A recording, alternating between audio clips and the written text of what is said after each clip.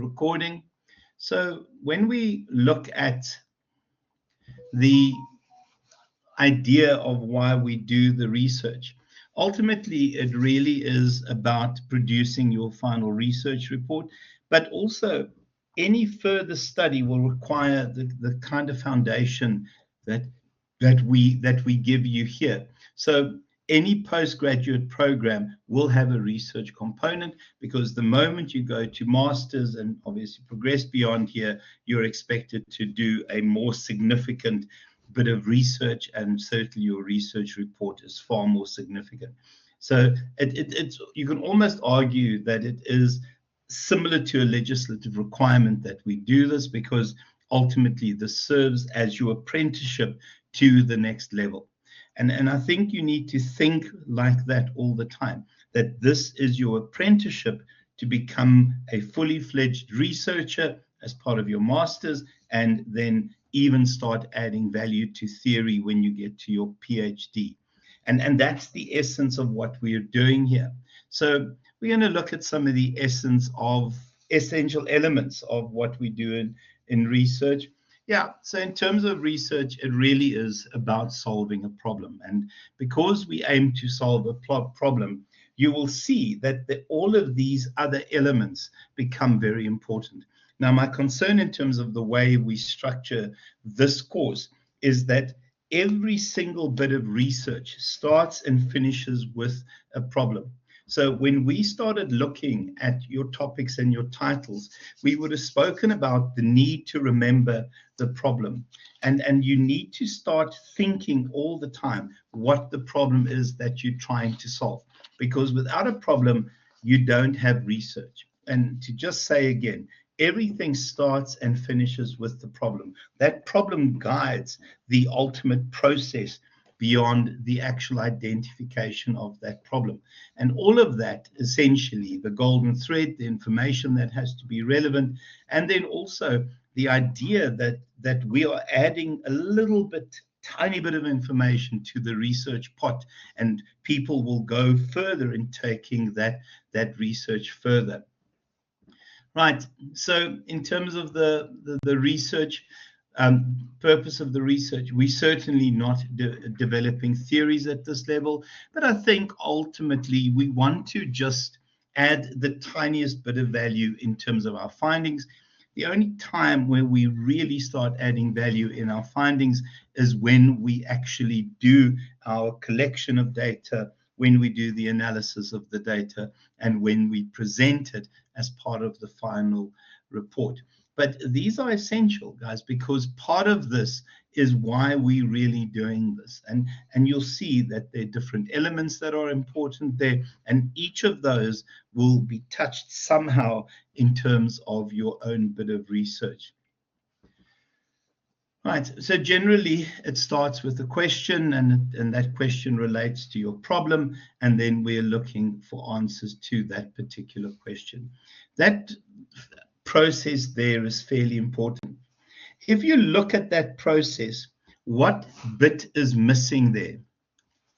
What bit that we have to do initially is missing there?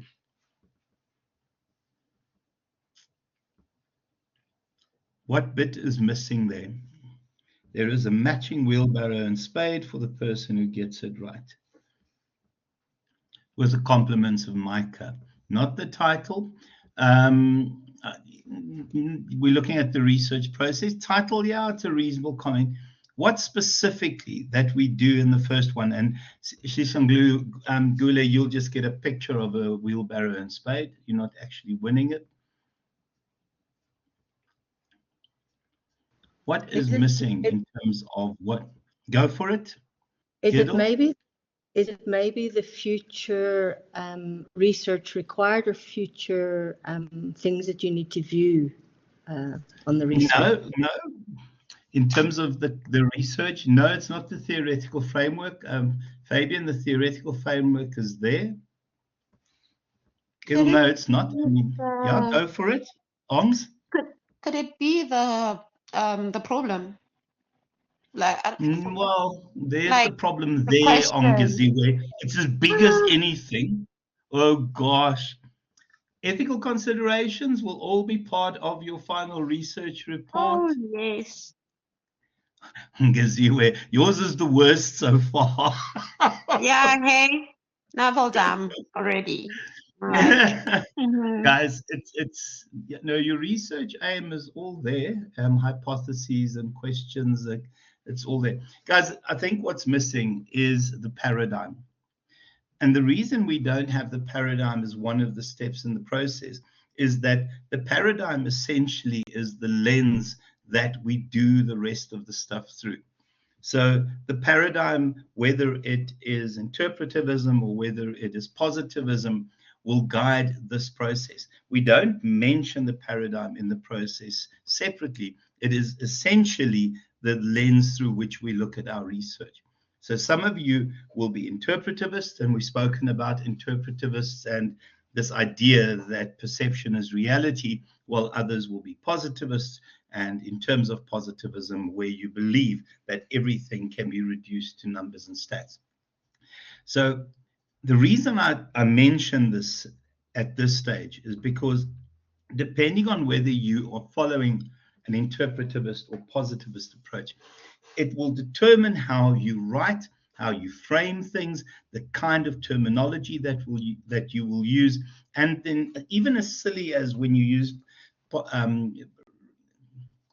if you use positivism, you will talk about respondents. If you talk about interpretivism, you will use participants. So key in terms of that is that discussion in your first submission, that last bit of the submission, is essential because it gives us our lens. It gives us our way of thinking in terms of approaching our research.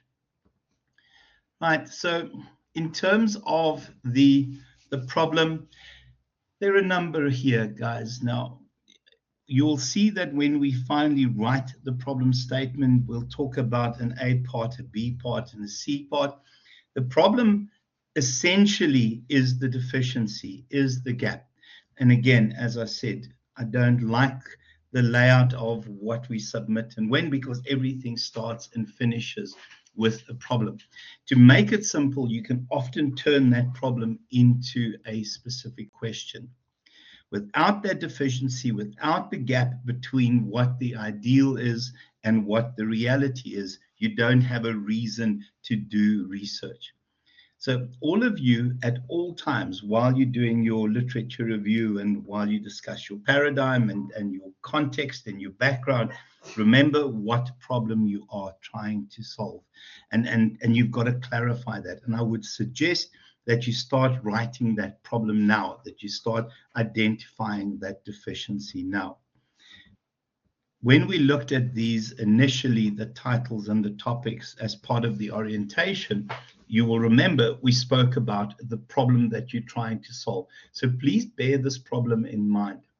So in terms of the options that we've opted for, exploratory research, I think for me, exploratory research is pre-research in order to prompt further research.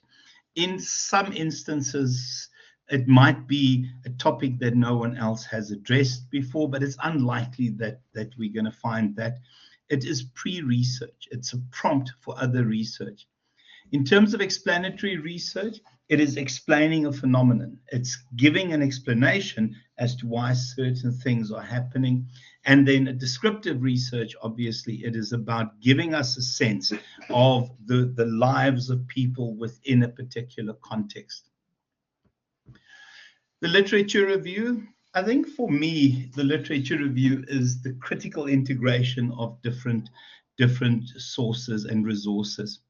Remember, guys, we do not want to see a summary. And the moment you give me one resource per paragraph, you're going to see that somebody is going to write on your page that this is a summary and not a literature review. So if we look at Elizabeth here, in terms of her literature review, she integrates several resources in order to build an argument. My concern is that I know that at some point I am going to get one resource paragraph, one resource paragraph. That is a summary.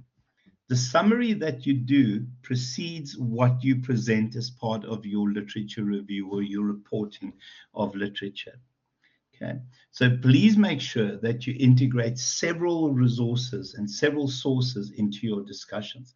Wonderful, wonderful example here. Really, really excellent combination of resources, building an argument, essentially using resources that support, contradict, but it really is a critical discussion of the documents that are out there.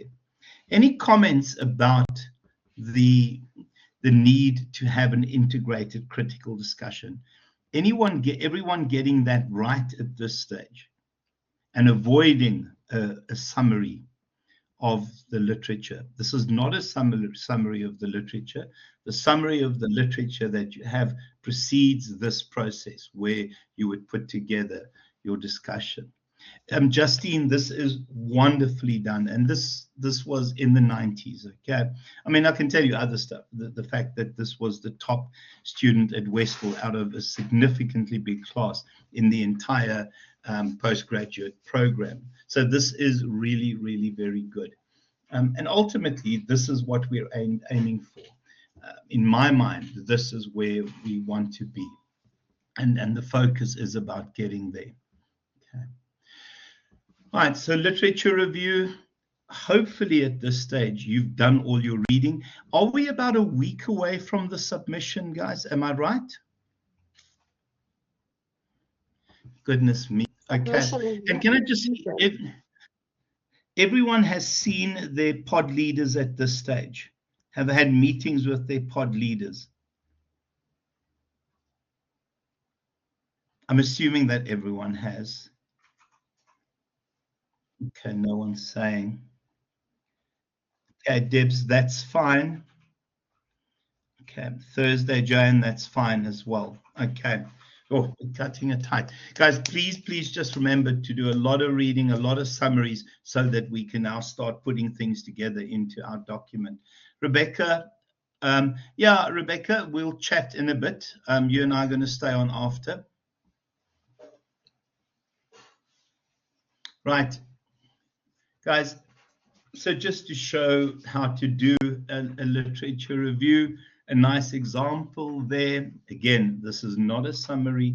This is a literature review. Somebody today in a meeting said that, oh, you can't use references from 1950 and 60. You can if it's a seminal source.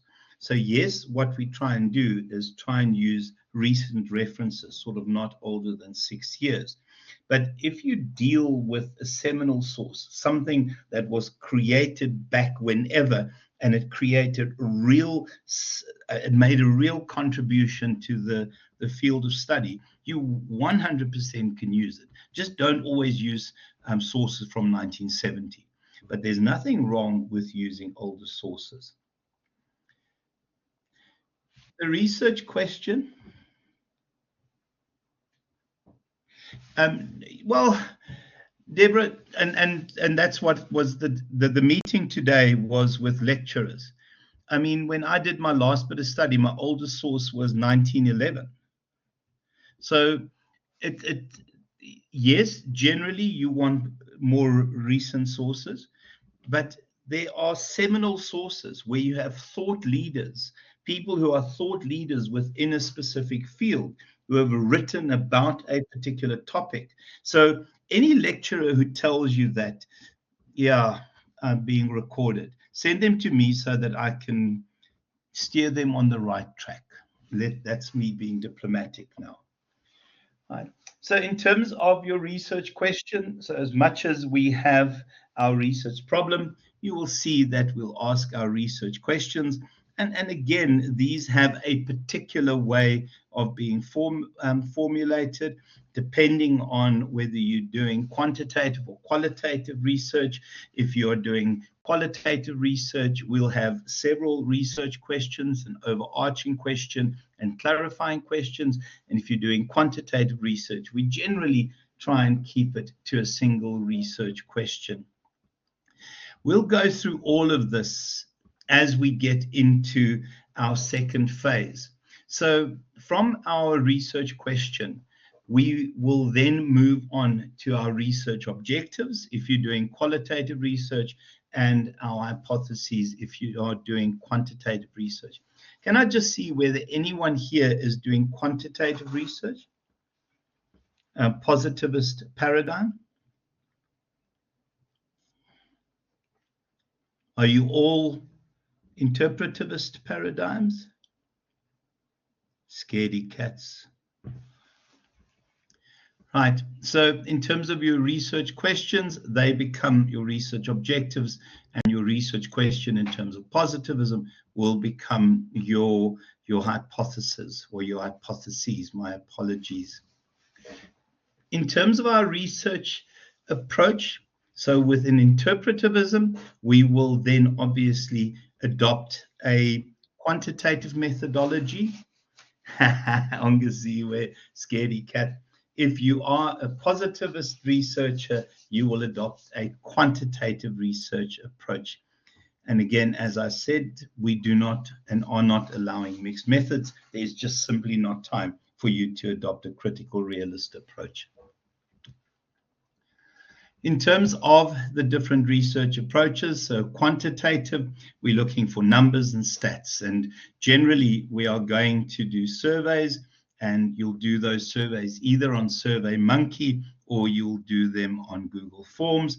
And again, if your pod leaders can't help you with that, I certainly will help you with that as well. But Google Forms are used for those surveys. Google Forms are wonderful in helping you present information, etc. We're not going to experiment on anyone, guys, so please don't suggest any form of experimentation. Although I think there are some of my students that I'd love to perform experiments on, including, frontal lobotomies, perhaps. Oh gosh, somebody's going to report me for being unprofessional again. Oh my word, I'll check who's here tonight. Guys, and then you write your research proposal. In terms of our submissions, your research proposal is somewhere here. My apologies. What's part 2? Can anyone tell me what part 2 is about? Hold on.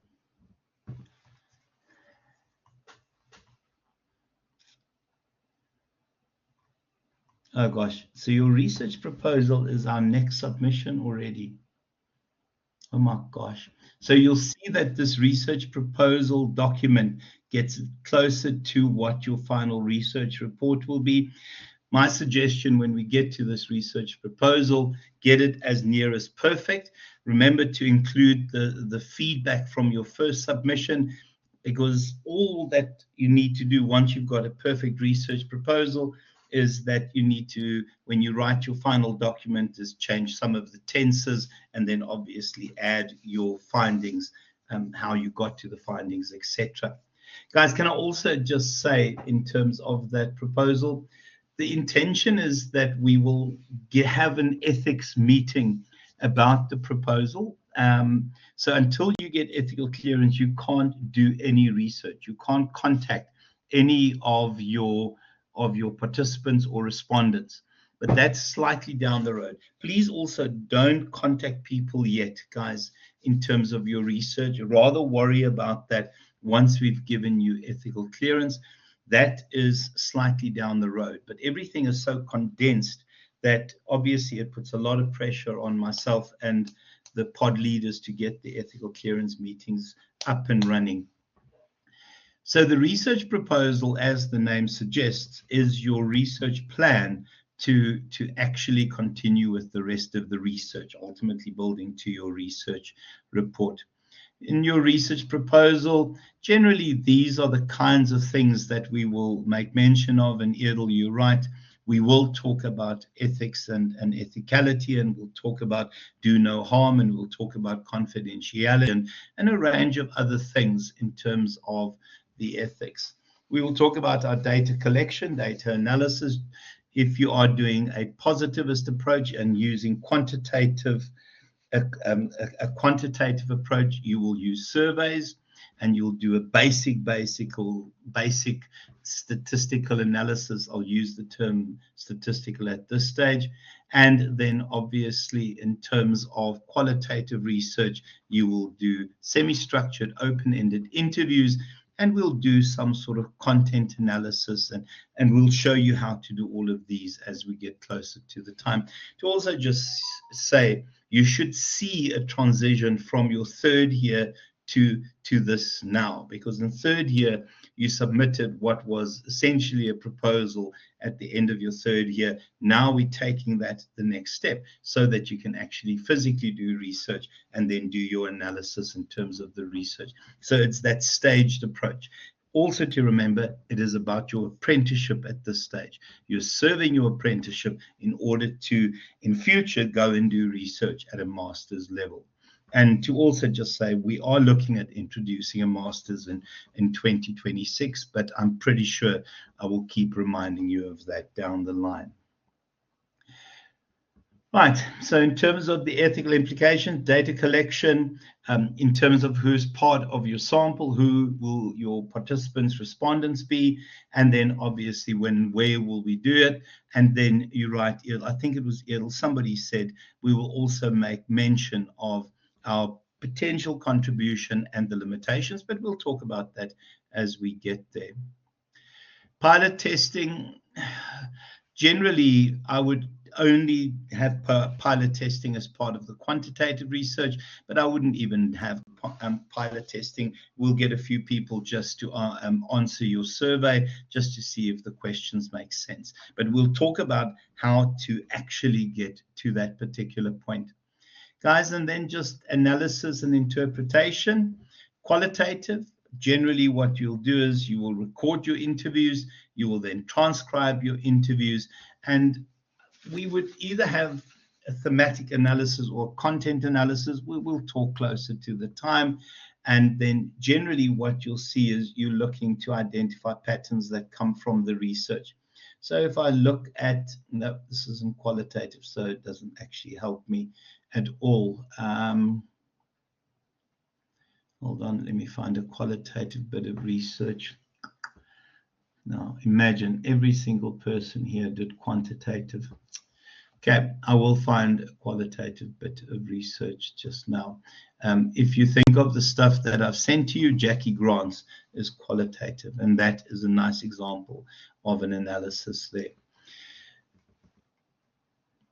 And then, yeah, your research report, and this is where everything comes together. And I did say to you that I'll remind you of your initial concerns, and at this point there will be this aha moment, and then mentioning how this will impact potentially in a small way the world. Right, any questions at this stage before I go into the paradigm discussions? Any questions at this stage?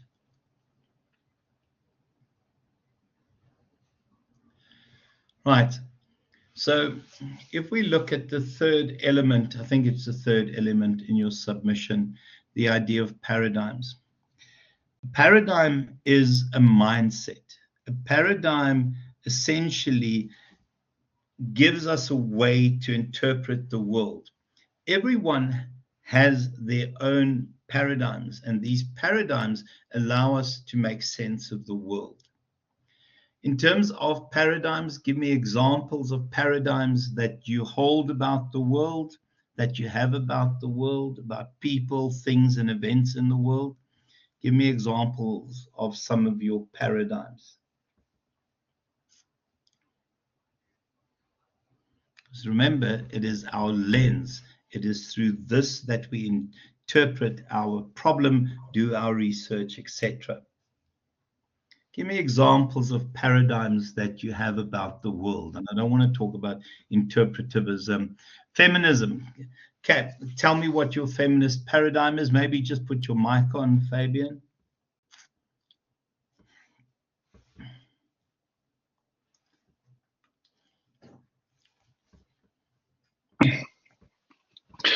Okay, so my thinking there is feminism because of how women are treated in different work environments, not necessarily by color, but I think just how women are being empowered in different spheres of life and really making, I mean, they're making a lot of headway and they're obviously overtaking the men.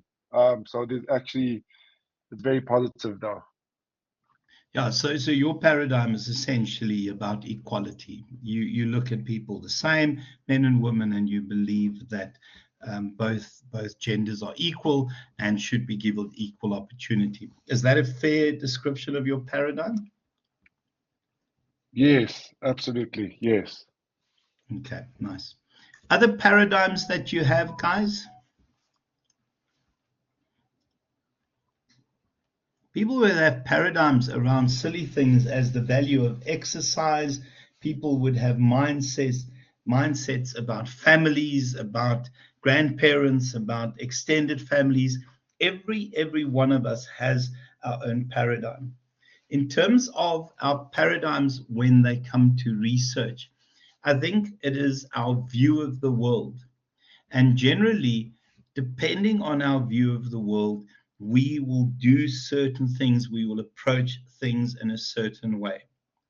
From a research perspective, although I did my master's quantitatively, and part of a positivist paradigm, my general default setting is that I have an interpretivist look at the world. I believe that you can only understand the world within the context within it which it happens. So I want, in order to understand the world, is understand how people have experienced the world, what their views of the world are, what their perceptions are, etc. So my default setting is about interpretivism. I believe you cannot separate reality from the experience of the reality. So reality and perception is reality, and reality is based on experience. However, there are people that have a positivist default setting that believes that everything should be reduced to numbers and stats, and that everything is about objectivity, that reality will exist separately from people who experience that reality. And there's nothing wrong with that. I mean, if you adopt a positivist paradigm, that is your world. Mathematicians and architects and scientists will generally have a positivist paradigm being adopted.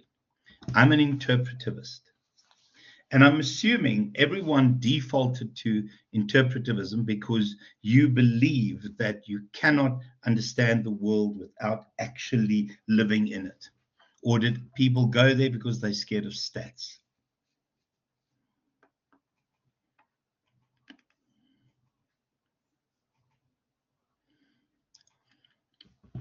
So everyone is an interpretivist because they believe you have to understand the world within the context that it happens.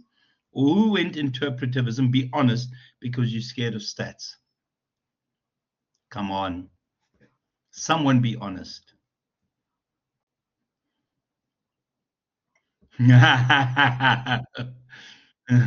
Well done. Well done, Em. Well done, Jolene. Yeah, of course. Yeah, sure, Sishangule. Sure, sure, sure. Okay. The reality is you've now gone. Good, Debs. It's not the easier route. It's a hell of a lot more. There's a heck of a lot more work in adopting an interpretivist paradigm. In terms of stats, a lot of the stuff is done for you when you use Google Forms. So it is taking the hard route. I just think people are scared of numbers and anything related to numbers. Of course, there's a place for stats, Fabian. There absolutely is a place for stats. I mean, if it wasn't for stats, the Springbok rugby team wouldn't be what they are. So the reality is there's definitely a need for that paradigm as well.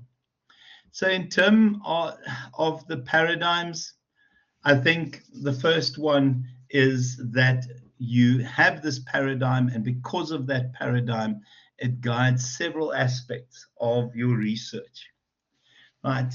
And in reality, it will also guide the way that we behave. And when we think of a paradigm, in terms of your paradigm, I think it would be how we interpret things like nonverbal, verbal expressions, relationships, links to people, etc. My oldest son believes that you can reduce human emotions to numbers and stats. For me, I believe that you can only understand human emotions within the context within which they happened. He will write you a report and give you stats and numbers that will reduce human emotions to a sequence of numbers and stats, because he looks at the world like a mathematician. Now, because we have this paradigm, we then also have different views and different paradigms. We have different views on how we generate knowledge. So in terms of generating knowledge, if you are a positivist, you believe that knowledge is something that is objective and that exists separately from those people studying it. You can reduce things to numbers and stats. In terms of generating knowledge, I think your initial bits of generating knowledge is about your theoretical framework, but also I think when you look at your research question and when you look at your research problem, all of those elements ultimately are geared towards generating knowledge. In terms of the ways we generate knowledge, so the first one, and this is always going to be a positivist approach, is about cause and effect. And that is the idea of looking at relationships. If we think of it from an HR perspective, we will, if we want front office workers and customer service measures, there are a number of statistical programs that will assess your customer service orientation, and we would have people complete a battery of tests, and on the basis of that battery of tests, it will give us a pretty good prediction of who would make good front office workers, who would be good at customer service and customer orientation. The same in terms of sales, etc. So cause and effect. The cause obviously would be to do some sort of test, and the effect is that we could actually make predictions about who would do what in an organization based on the battery of tests. In terms of historical hermeneutic, I hate the term, my apologies. Here we believe that in order to get an in-depth understanding of a phenomenon, we need to listen to experiences from people who were part of that phenomenon. When we look at generating knowledge, and not that we're allowing critical realism, it is about empowering people. So we can argue at a certain level, decolonizing education is a way of empowering people. It's how we fix the world. So when we look at the different elements of these paradigms, the first one, what epistemology is, I think how do we create knowledge, and what counts as knowledge? What do we consider to be knowledge? For me, knowledge is people's experiences and understanding those experiences. For my son, it's numbers and stats, stuff that he can prove. Ontology. What is reality? Again, for my son, it's something objective. It exists separately from the individuals who live that experience. For me, I think when we think of what reality is, perception is reality. Yeah, and then it's a theory about theory. I think if we think of the theory about theory, I would create theories about people's lived experiences and events and try and make a sense of it that way, where for some people theory can only be there if it's something that's objectively measured. And then methodology, I think the simple truth is interpretivism, and then this is positivism. And then axiology, yeah, the role of values. I admit, as an interpretivist person, that my own values will influence the outcome of my research. In terms of a positivist approach, values don't matter. It is about objectively measuring through stats and numbers the different contributions that this theory can make. Right, so I did tell you to focus on that one. The only two areas that you guys are going to look at are those there. And we've discussed this now already, guys. And then, yeah, there are a couple of others that I quite like this summary. Just ignore the idea or the critical realism. Positivism, as I said, cause and effect. Here, to understand people's experiences, perceptions, etc. In terms of what reality is, here it's objective. You can almost create reality as a set of laws. And here it really depends on the context and the people who live that context. Remember my example of the car accident. These are the accident scene investigators. These are the people being interviewed about the accident. These are the measures on the ground and response time and reaction time, etc. And then what is valid knowledge? Here it is what we can actually achieve or prove scientifically. Here it really is about understanding people in their context. And then just in terms of your theory, causal relationships, Newton's law, there are a whole bunch of those guys. And then here, the idea that it tells a story. Can I also just say, if you are fishing in this area, generally, you are a left brain dominant person. Here, you're a right brain dominant person. Okay. And then reliability, here we can't really focus on reliability. So here we will measure reliability. Here we admit that we might not be perfectly reliable, and we will also state our own values and how they influence the outcome. And then just here we value truth and reason. Here we value unique experiences. Guys, and then just the different paradigms. Yeah, so positivist single reality measured in terms of numbers and stats, and then it's about scientific evidence, and you can see we're not allowing experiments. Objective, and it is about facts that you can prove. So you can see the kinds of measures that you have, and they're all number measures. They're all clearly measurable. In terms of interpretivism, so it's buying a new car. Positivists will go look at the stats and the specs on the car, how quickly it accelerates, how it decelerates, what the measures are in terms of potential fuel efficiency. They'll look at a whole range of other things that are factually available as part of the specs.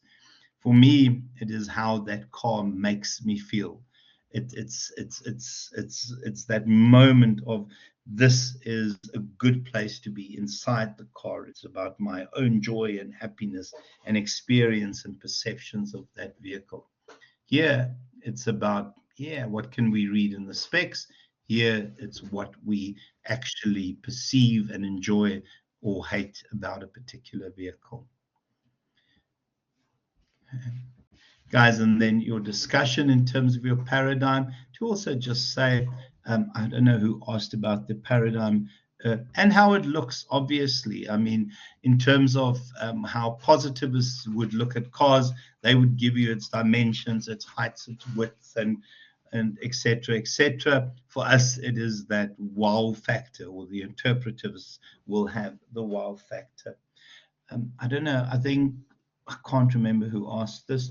Guys, this, yeah, you can have a glance at that as a guide to discuss your paradigm and build around that. I think it was Joanne, you asked about this. I can't even remember. But you can use that as the basis of your discussion and just build around that. Guys, please, today we also had a meeting about the use of AI.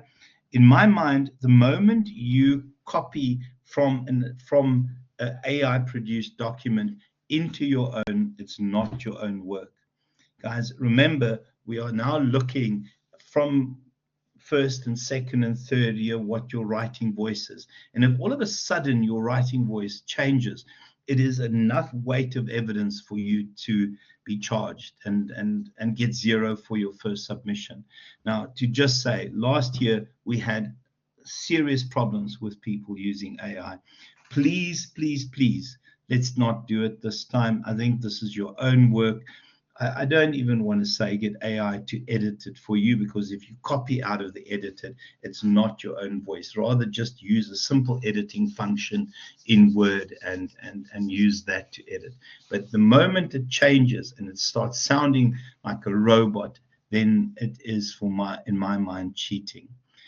Is everyone in agreement about the AI, guys? You can use AI in terms of your research. You can research Rabbit. There's so much else we can do.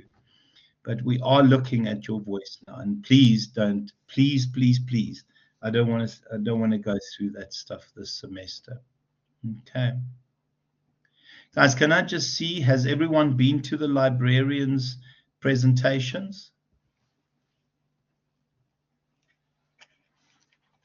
Okay, Justine, Rowan, you've got to get to those, boyo. I think they've been communicated quite widely. You have to get to those. Okay, Rowan. Were they valuable, guys, the people who attended? I know what's part of it, so I was hoping that it would be quite valuable. Were those presentations valuable? Fantastic, Ongs. Thank you so much. Wonderful news. Rowan, get your butt in there, okay? I don't know, boy. I don't even know. I'm pretty sure they're recorded, but I'm not sure where. Wonderful news, Justine. That is magic. Obviously better than the way I covered it, because I really am just useless at that. But they should be recorded. I don't know where the recordings are. I'll try and find out and shove the recordings on the group, okay? Right, so the discussions there, guys, and then just here is a summary of those paradigms again, or research traditions, those lenses. You can have a glance at that. This is a really nice layout in terms of that discussion. And then, yeah, just a theory. In terms of the theory, it really is a suggestion about how the world works.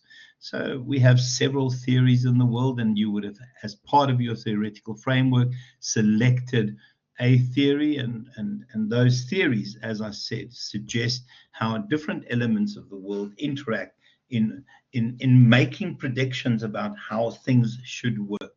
Okay, it's about assumptions, it's about concepts, it's about the kinds of principles and relationships that we find in the world, and there are tons of theories around, and the essence is to stick and find good theories and then stick with them. Okay, common sense theory. Give me examples of your own common sense theory that have come from your culture. Common sense theories. Not a big fan of common sense theories, okay? Anyone want to suggest a common sense theory that they follow?